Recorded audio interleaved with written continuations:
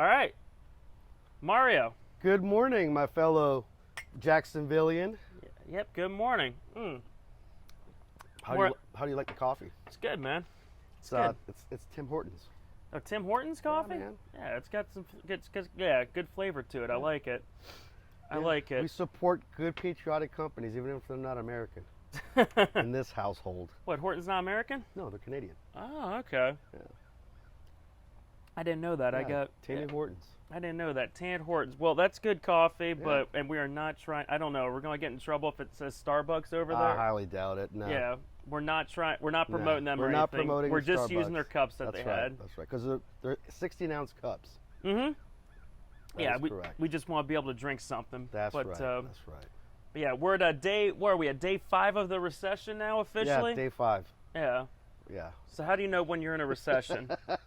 Well, according to a podcast that I was on via LinkedIn last week, the Fed chair for San Francisco, I can't remember her name, she said that we're not in a recession, that we're in a slight, dip. Slight dip. Yeah, slight That's a dip. recession, right? Yeah, which was kind of interesting because my comments, as you know me, I'm very lively and very opinionated at times. Oh yeah. I had a lot of thumbs up from the comments that I made. There was how many thousands of people on that call? Oh God, I gotta remember. There was like 75,000 people on it from around the world. Which call was it with? It was the San Francisco Fed chair. Oh, San Francisco Fed. Okay. Okay. And it Oh, was one because of you're those- on that call Yeah, then. yeah. All right. And it was one of those LinkedIn Learn and whatever podcast deals, which was live, Yeah. and I recorded it also. I've got it. So Yeah. It was interesting. Now they don't let you speak to them. It was via messaging. Yeah. But yeah, the 2 young ladies that were hosting the call were definitely doing some butt kissing, which was hilarious. And I'm thinking, come on, LinkedIn, get with the program. Was it just a way of kind of like burying your head in the sand per se? Yes, Like they can go home at absolutely. night easier and sleep and just know that Yeah. the big bad man bear pig isn't out there That trying is to right. harm them. That Okay. is correct. Yes, sir. Yes, Okay, I got you. Sir. Yeah, it was fun Yeah. for me and the few of us that were commenting, Yeah. because we're all just dropping bombs on them. Like, are you ridiculous right now? Like, seriously? Yeah. Well, I it mean, was awesome. I mean, is it, you think it's the, you think it's like the, you think it's like the Fed's job to kind of calm down public angst and everything like that? It's part of their mission statement, yeah, because they're supposed to work hand in hand with the Treasury, Yeah. the U.S. Treasury. Yeah. That's their job. Well, I mean, they essentially run monetary policy.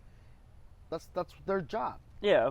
We've Well, been in what, QE, quantitative easing, for how many years now? Since 2010. 2010. 12 years. I think that's when it might have. I mean, it might have actually. Yeah, I think it was 2010. The bottom from the market crash in 07, 08 was really like what, March of 2009. 2009. Yeah, March. Yeah. If I'm not mistaken, 14th or 13th. Yeah. Something like that. Right before St. Patrick's Day. Correct. Yeah, and Yep. I think ever since then the market, that was a new low that the market hasn't, gone past since then. So Yes. so we've been fortunate there, but now that bottom is Correct. so far away. Yep. If it were to get back down there again, you think losing 40% in your IRA is bad right now? Try losing 90. Year to date, as I was checking the markets this morning at 0500, because I'm an early riser, Yeah, year to date, the markets overall have been down between 35 and 42%, yeah. depending on which index you're looking at. So since January 1st. Correct. 2022. Yes. And I never gave you a proper. I was going to add a intro to, like I always add like an intro before the start of the podcast. So, Sure. but you can do it right now and give your Sure. introduction. So, Mario Herfy Financial Services. So, What do you do and why do you do it? Why we do what we do and who we are. So, I started Herfy Financial Services LLC January 23rd of 2017. I had previously worked with Prudential Advisors, prior to them AXA, which is Equitable, and then prior to them I started my career in the financial services industry with Northwestern Mutual. Yep, in, another big name company. Yes. So the reason we started Herfy Financial Services Yeah, in why 2017, leave away from a support network like AXA and Nationwide oh, you mean Northwestern Mutual or Northwestern? I'm sorry. and yeah. Prudential. Yeah. So those are captive relationships.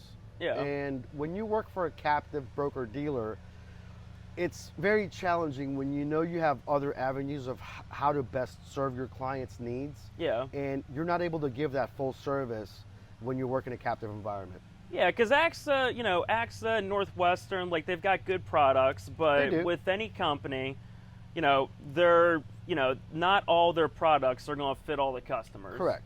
So, And again, we do still work with those companies yeah, as brokers for our clients because, again, they do have some great products and services.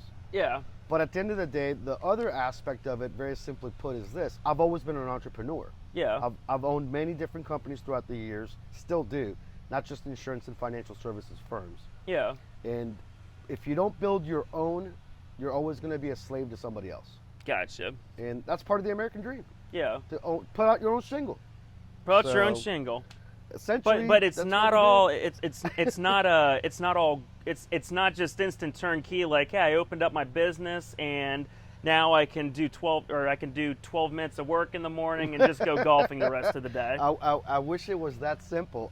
It's the complete opposite. Yeah. Well, I used to be captive also, Right. and it's amazing. Like, when you become like because like the the big companies, the wholesalers, they're great because they give you so much support because Correct. those companies, I think like Nationwide, Prudential, Lincoln, I think they like the independent model because they know that you've only got like a small book of clients, especially if you're a small company and you're talking less than 300 people. And so anything more than that, it starts to get to be a bigger firm. But most, I can't remember what the number is, but most advisors or independents in the financial service industry, they've got a book of business of about 100 clients. That's the average. Yeah, between Yeah. 100 and 200. Yeah. Because that's if you go any bigger than that as an independent Yeah. individual without any support, as far as office support and so forth, and back office support, then you Yeah. really start challenging your customer service. Which again, in our ethos and our motto at Herfy, is very simple. We personalize our service to meet our clients' needs, Yep. and we won't veer away from that. We're very particular with what types of clients that we take on. Yeah. It's because we're a boutique niche shop, Mhm. and our clients love that because they know they can pick up the phone and make a phone call, and they'll reach either myself or one of our other advisors, Yeah. and they're going to get personalized service. Yeah. That's it. So No 800 calls. Yeah. No robo advisories. yeah. Yeah. And so you're not in a situation where you get because the payouts are what the payouts are for every independent. It's not like it's not like you get it's not like you get compensated or get sent on some luxurious trip if you sell this much of this company's product or this much of this one or something like that. We're carrier agnostic and Yeah. product agnostic because, again, our core is we're a buyer's agent, Yeah. not a seller's agent. Gotcha. And unfortunately, most independents out there, whether it's insurance services or financial services firms, they're somehow tied to a non-captive captive model Yeah. where they have to promote a certain product or service to get the so-called benefits of the trips or Yeah. whatnot. In our case and model and how we've structured Herfy, we don't care about that. Yeah. That's not part of our structure. Yeah. Do we offer those same benefits? Absolutely. Yeah. But we offer them in a holistic fashion Yeah. where it doesn't matter what carrier or service you provide to the client, you still build up, as we call in the business, GDR. Mhm. And GDR. It's GDR, I guess, how would you say it? I can't think of the term off the top of my head. I just always call it GDR. Yeah. I don't GDR. remember Yeah, it's an acronym. I've heard it. I can't remember what it means though, just because I'm so used to calling it GDR. Yeah. Gross, I don't know, what is it? Gross. There's gross domestic product. That's No, that's GDP. not it. That's GDP. Yeah. It's essentially how much business you're writing. Yeah. You know, how you track your metrics. Gotcha. Your sales. Gotcha. Whether it's insurance services or financial services at the end of the day. It's Yeah. essentially it's a commissionable premium Gotcha. and commissionable service. Or if you have AUM, assets under management, Mhm. same thing. So, yeah, that's it. Yeah. Okay. Well, I mean, the nice thing about that is, I mean, like, right, like if you, if you got into the business around 2015 and sold, you start a book of clients And if you had 100 clients and you put them all in S&P 500 index funds, Okay. right? If you started that back in like 2013 or 14, if you had done that for the last 7 years, you would have looked like a genius. Sure. But now, not so much the case. Correct. Yeah. And that's the challenge with products and services that are tied to indexes. Again, they're great tools to have and utilize within a client's buckets, because we have to have different buckets at the end of the day. Yeah. Not just one or two or three. And again, that depends on the client's needs. Yeah. Which is how we focus our business model and how we work with our clients. And we do a holistic approach. We do a full, thorough analysis. And we do more than just an annual review with our clients. We do a minimum of actually a monthly. Yeah. Because things change. And especially as we've seen over the last 2 years, and especially the last 6-7 months now, the markets have changed dramatically. Yeah. Just like we discussed earlier. So we do a minimum of a monthly. Yeah. With our clients. So right now, there's a lot of people who wish that they would have been happy with a 200% gain over the last few years, but they don't. They also don't want to have that risk. So there's a lot of people that were in a conservative mutual fund. Sure. So their equity exposure is not doing so hot, and their conservative bond exposure is not doing so hot either. So these Correct. conservative funds that we've relied on for years are not doing so hot. So what's a product that's out there that maybe will let you, get like a certain percentage of gains, but also there's a floor to it? Sure. That says, hey, you can only lose this much. At the end of the day, that's where our actual asset managers come to play that work within Herfy Financial Services Trusted Advisor Network Partner Program. Yeah. Which you're a member of Mm-hmm. in your firm, your company. So our asset managers work very diligently every day with a specific formula system that they've devised over their 44 years of experience combined, where they minimize the floor, and as far as the floor, what I mean by that is the exposure. Yeah. Okay. They minimize the exposure of the client's overall asset, base. Let's say the client has $1 million. Yeah. Because honestly, that's the clients that we work with are what we call institutional investors. Mm-hmm. Because they're more savvy, they understand the more, I wouldn't say complex, but Yeah. the more Sophisticated investment models at the end of the day. And plus, it's hard to make the same types of adjustments in a smaller portfolio because you just have the room to play with. Yeah. And with that being said, my team is absolutely amazing, and they've been able to show, at least thus far this year, to our existing clients, on average, the quote-unquote downside has only been between 7 to 12%, versus everybody else is closer to 35-40%. Yeah, because you're getting you're getting a decrease in value from the equity exposure, and also that interest rate risk Correct. is being played out because of rising interest rates. Correct. So if you have somebody that's maybe so if you've got somebody that's maybe in their early 60s and they've got the house paid off, they don't have any debt, and they've got their pot of money, say maybe $1 million or something like Sure. that, and they were expecting just to start taking they're expecting to take maybe 5% off of that per year. Well, I mean, you're draining it, and also you're not, the other problem with that is if you're taking 5% out of $1 million, Right. and that $1 million is, isn't keeping up with you inflation. taking, well, exactly. Right. That's why you get a decrease in the value of Correct. it. And then we have strategies to help mitigate that. Yeah. Absolutely. Yeah. Because again, these are all actively managed accounts Yeah. by a professional team of not just advisors, but truly asset managers Yeah. that have been in this industry a long time, longer than I've been around, and Yeah. they know what they're doing. Plus, again, they have specifically developed algorithmic models that are proprietary to Herfy Financial Services and our clients, Yeah. and they're reaping the benefits.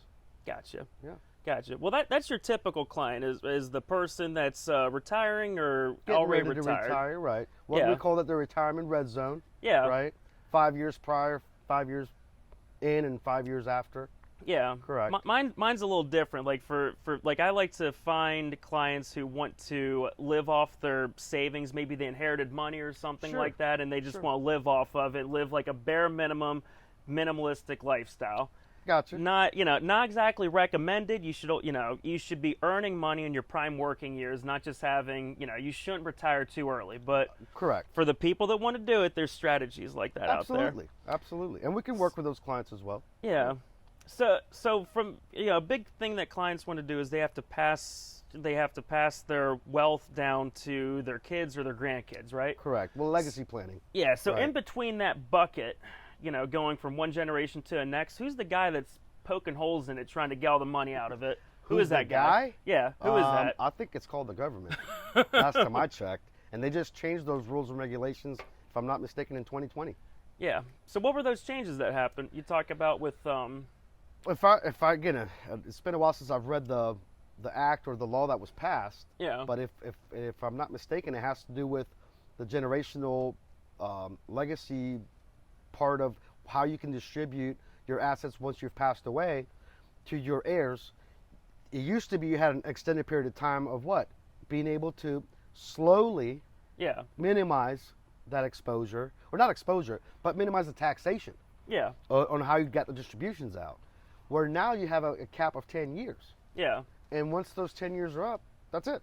Yeah. You got to, Uncle Sam wants their money. Yeah. Both, every which And way that's they can with a think of. qualified or It non-qualified doesn't matter. IRA. It makes yeah. no difference. Gotcha. Yeah, whether it's qualified money or not, because this new law was passed, which in my professional and personal opinion was wrong, Yeah. should have never been done, especially when we had so-called Republicans in charge of the House and the Senate back then. Yeah. But either which way, it's nothing that you and I can change, unfortunately. Yeah. But yeah, we have strategies to help mitigate that as well. Gotcha. Okay. So I mean, you've got you've also got the stock market's been doing great the last couple of years because let's face it, the tax cuts under Trump were great because corporations all of a sudden had all these tax savings. Correct. And what they do, they bought more of their they can buy their own shares. Correct. Companies They can did buy a lot their of corporate shares. buybacks, absolutely, and not just because of the tax cuts. In our data tracking, which is 99% of what we do is data tracking, Yeah. analytics, because data is everything Yeah. in our business. You know that. Mm-hmm. Yeah, We you gotta don't make fly by the decisions seat with of our it. pants because, again, you have to analyze data in order to make proper decisions at the end of the day because you have to be forward facing. And the long and the short of it is, unfortunately, because of what happened in 07, 08, 09, and 2010, because of the Fed's, how do I say this politely? Mismanagement? Mismanagement? Yeah, Okay. that's pretty polite. Because of their mismanagement, and they got into the business of actually funding a lot of these corporate giants Yeah. by giving them interest-free loans for ever, Mm-hmm. which you and I could never get a hold of. I ever. wish I could. I wish I could too. We'd have to start a big company, though. That'd be great. But at the end of the day, if we go back to historical data, again, going back to 2008, 10, and so forth, and move forward to today, they're the ones that are truly winning. Yeah. The smaller, even the institutional investors that we just discussed, our client base, they're still too small to really benefit from that. You have to have a minimum of, let's say, 100 million, or 500 million, or a billion, Yeah. to truly get those rewards from the federal government, because that's where they're coming from Yeah. at the end of the day. And the little guys, we always suffer. The Yeah. retail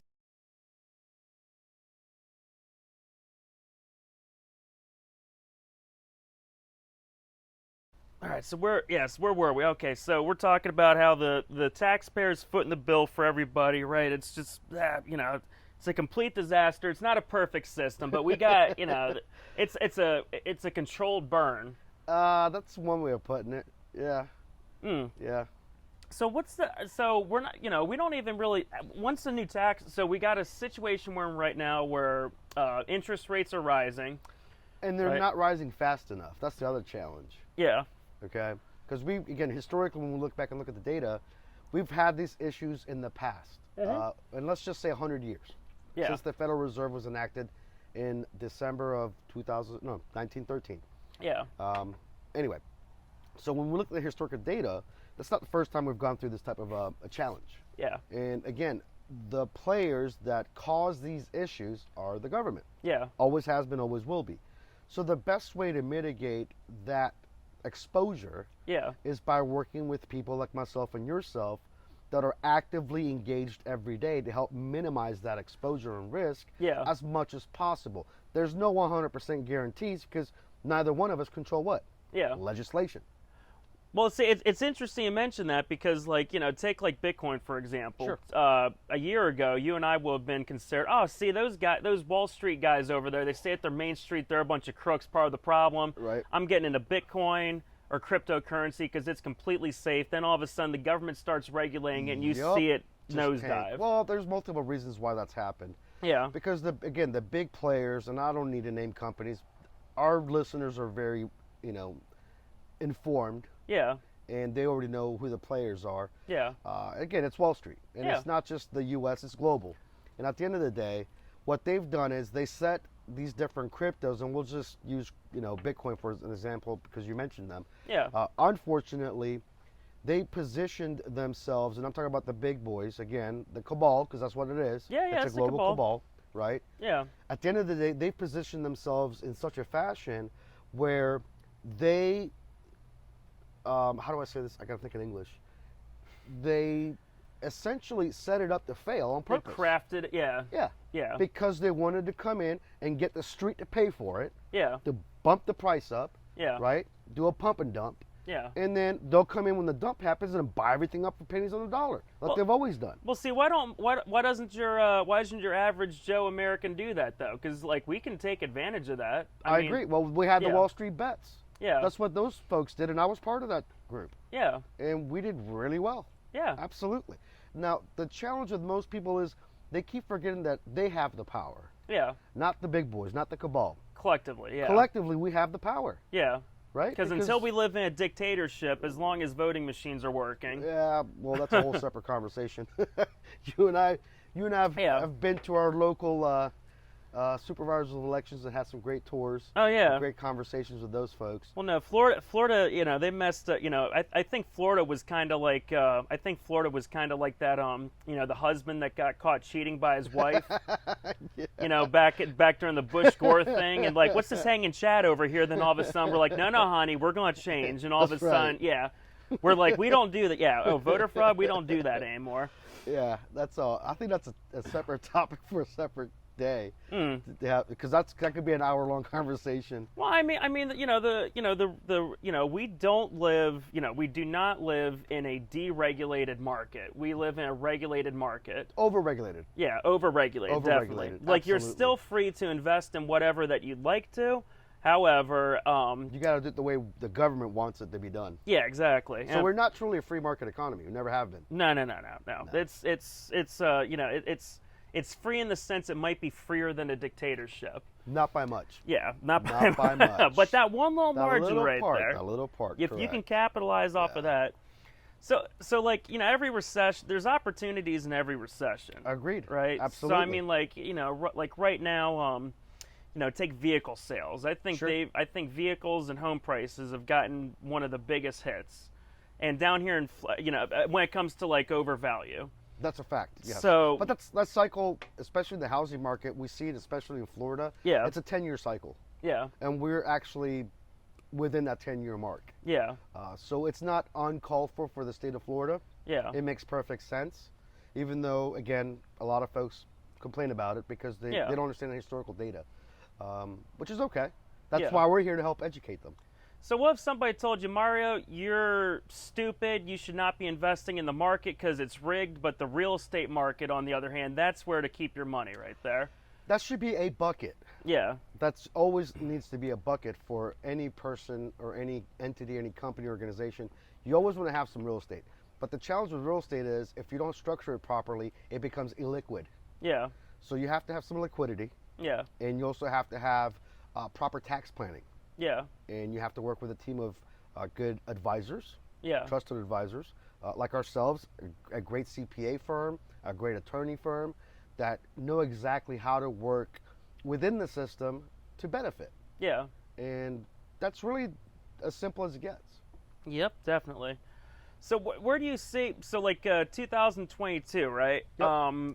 So we're watching the news and everything right now, and it's we're in a recession officially because we've Are had we? apparently According to the White House, we're still just kind of chilling.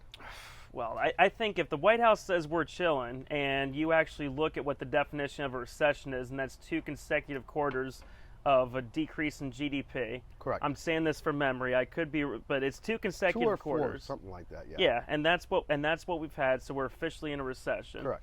So for 2022, is it still business as usual, or because I'm a believer that the dollar is still the best house in a bad neighborhood. Currently, yes. Yeah. Everyone's looking for alternatives. What to do with my money?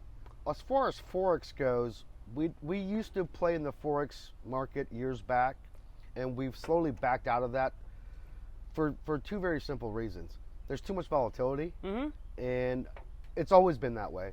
Yeah. But the other challenge is, again, because we're a global economy, we're no longer just a U.S.-based economy. Yeah. Forex, you can make money in, regardless of what the economy does. Yeah. But you have to have a team dedicated strictly to dealing with Forex all day, every day. Yeah. And you have to have very intelligent people running those systems. Yeah. In that analysis. And there goes some of our somebody. fellow aviators from the Navy base. Oh yeah. There they go. They're flying overhead. Yeah, we're directly in the flight path. Yeah. Is that a 60? Is that a Seahawk? Oh, he just went behind the cloud. I can't Oh see yeah, it. it's a Seahawk. Yeah. Yeah, it's a Seahawk. They always come around here. They're pretty cool. Yeah. We enjoy them. Yeah. But does that help answer that? Well, yeah. Well, I mean, like, it's like you should always be. You don't want to spend every paycheck. No. You want to, you want to spend every paycheck, and you want to invest it into something that will appreciate. And Correct. And so we know that vehicles don't appreciate. Well, they used to not. Used to not. That's right. The Yeah. used car market now is. I've never seen it in my entire life this way. Yeah.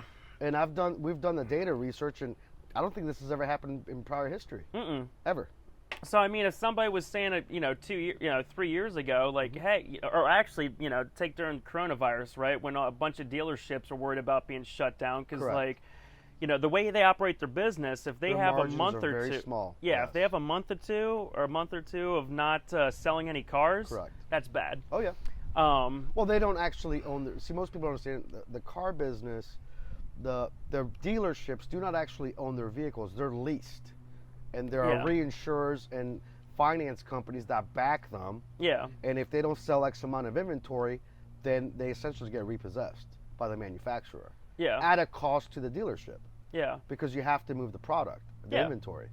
Correct. yeah. That's the agreement that they have. Correct. So I mean, that's a time when it was inverted. Like all of a sudden, hey, guess what? Vehicles will appreciate. Well, we couldn't really see that happening, but I think it's going to be the same thing like it normally is. Invest in the stock market, real estate, and put your money in traditional asset vehicles. Well, when it precious metals as well and commodities. yeah, We've been paying a lot more attention to commodities and precious metals as of the last 18 months as well, yeah, because those are staples Yeah. in any recessionary time. yeah, Those are the types of products and services that we have to look into to help mitigate that exposure to the markets and the bonds yeah, or debt. I mean, that's what a bond is. It's debt. yeah, So those are doing exactly what they're supposed to be doing.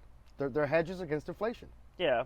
So Now, what do you think about cryptocurrency? Also, like, is that another? I mean, because like, would you want to go 100% into it? Is that the way of the future, or? No. The cryptos are, again, they're another good hedge Yeah. if you want to look at them as a commodity. Yeah, And it depends on which ones, because there's thousands of them out there. yeah, But the two main ones are your Ethereum based and your Bitcoin based. yeah, So we do pay attention to the cryptos as well, because again, they're an important wave of the future, yeah, because they're not going to go away.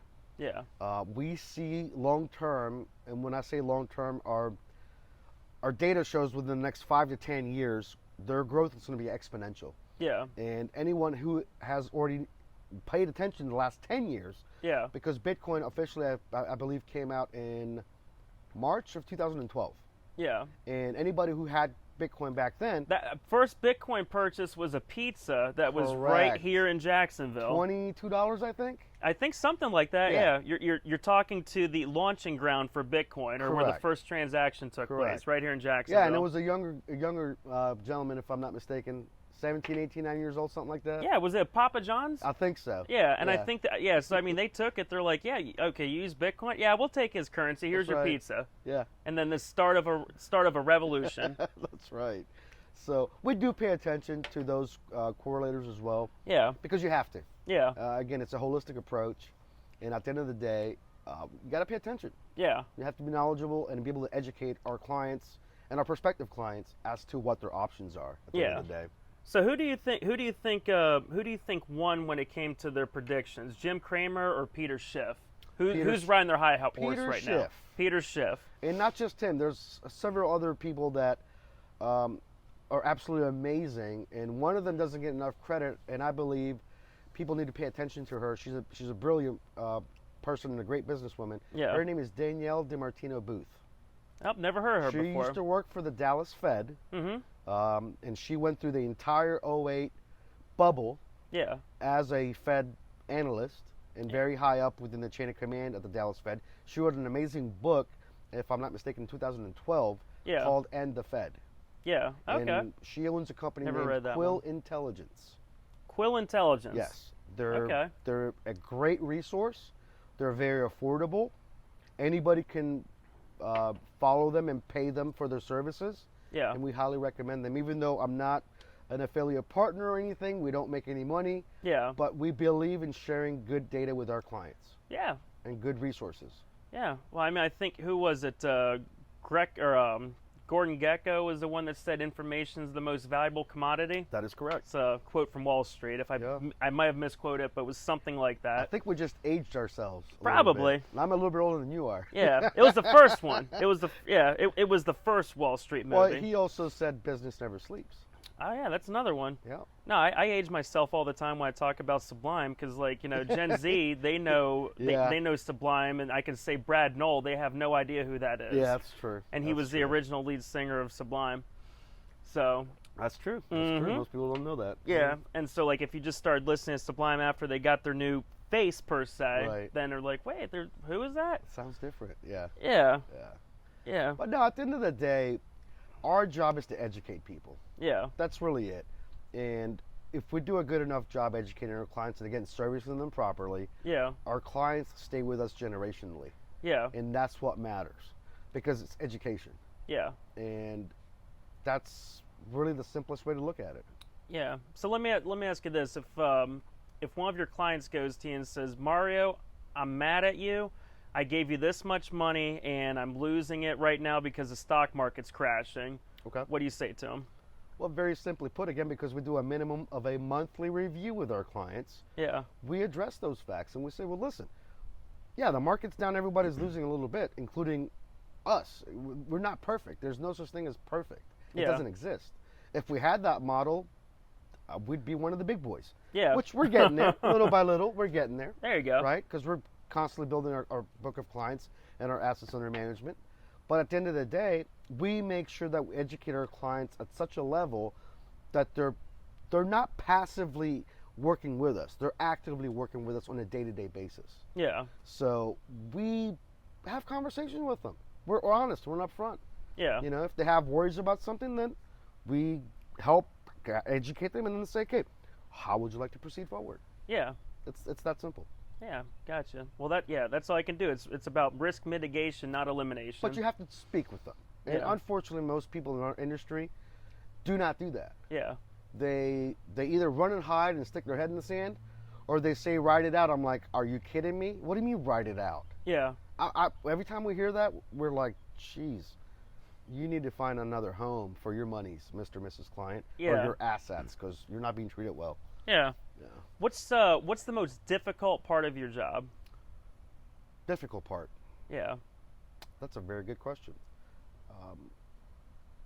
My key role as the founder, president, and CEO of Herfy Financial Services, at the end of the day, and my team gave me this moniker. So the CEO aspect, they've called me and they call me the Chief Engagement Officer. Ah. So my most challenging part on a day-to-day basis is keeping and growing the relationships we currently have, and not just with our clients, but also our different partners within our Trusted Advisor Partner Program network. Yeah. Yeah. Gotcha. Okay. And it's honestly not really challenging. It's for me, it's fun because I think naturally apt for building and maintaining relationships, Yeah. which is very important, I think, for any CEO or C-suite level person Yeah. in any organization to have those skills. And at the end of the day, I do my best every day. And again, I mean, you've got days that are challenging, absolutely. Yeah. Especially when markets do some weird stuff like we have seen lately. Yeah. But again, we have those conversations with our clients, and we help alleviate a lot of those concerns. Yeah. It's that's it. Gotcha. All right. Well, that's been yeah. All right. Well, we got a good podcast in, so we're right at 38 minutes, and then the camera's still going too. Also, I think we can go ahead and call it right now. We're good. Is there anything else you wanted to add to the show today? I just wanted to say thank you, Jason, for joining the team of Trusted Advisor Network Partner Program. I think you joined us back in June. Yeah. So thank you. Congratulations. Yeah. I'm excited to be a part of it. Awesome. All right, folks. Well, that's all that we have time for the show today. Tune in to us next time. Make sure to follow us on Spotify, Instagram, Facebook at French Capman. All right. We are out.